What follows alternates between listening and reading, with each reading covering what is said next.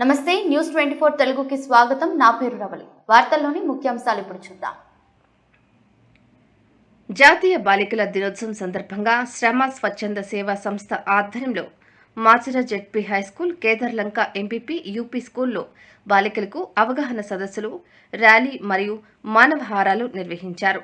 ZP high school మాచిర ప్రధానోపాధ్యాయులు రామాదేవి, కేదర్లంక ప్రధానోపాధ్యాయుల అధ్యక్షతన జరిగిన ఈ అవగాహన సదస్సులో ఉపాధ్యాయులు మరియు శ్రమ కోఆర్డినేటర్ ఈశ్వరి బాలికలను ఉద్దేశించి మాట్లాడుతూ, బాలికలు అన్ని రంగాల్లో ముందడుగు వేయాలంటే అది విద్యతోనే సాధ్యమవుతుంది అన్నారు.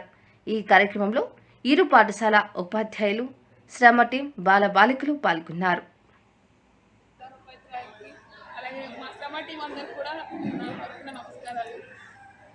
ఇప్పటివరకు భవానీ అక్క కానీ మీ మేడం గారు కానీ చెప్పారు కదా, అన్నీ ఎవరి కోసం?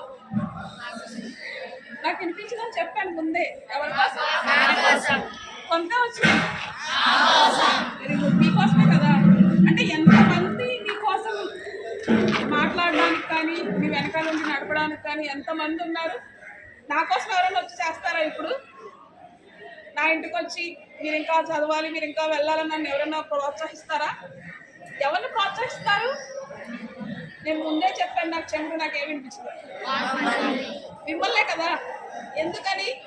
భవని చెప్పింది, నేటి బాలలే రేపటి పౌరులు. మీరందరూ రేపటి పౌరులే కదా. మార్పు అనేది ఎప్పుడో ఎవరి దగ్గర నుంచో రావాలా, మన దగ్గర నుంచే వస్తే బాగుంటుందా?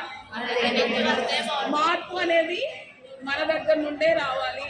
ఎవరో వస్తారు ఏదో చేస్తారని కాదు, మనకి మనం మారడానికి ఎందుకు ప్రయత్నం చేయలేకపోతున్నాం కదా. అవునా? గట్టిగా మాట్లాడాలి, ఏమిపించట్లేదు. ఈరోజు మనకి హై స్కూల్లో ఏముంది?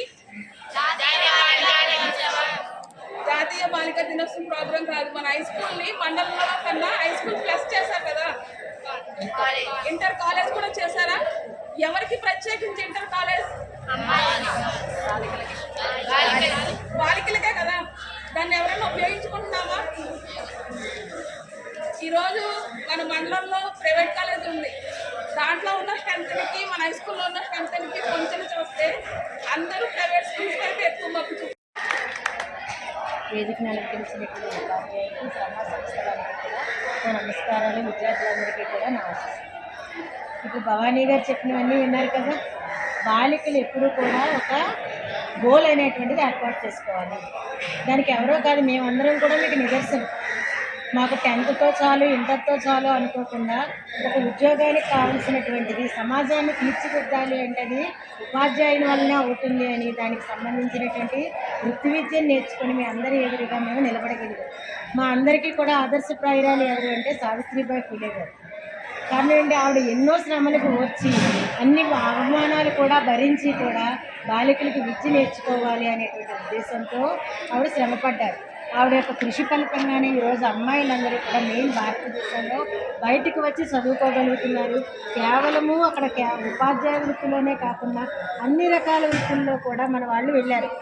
అమ్మాయిలు ఒకే రంగం కాదు. ఇప్పుడు మనకి చూసుకున్నట్లయితే పైలట్లుగా కూడా వెళ్ళారు. అంటే విమానాలు నడిపేటువంటి స్థాయికి వెళ్ళారు. అంతరిక్షంలోకి వెళ్ళారు. తెలుసు కదా ఎవరు అంతరిక్షంలోకి వెళ్ళింది?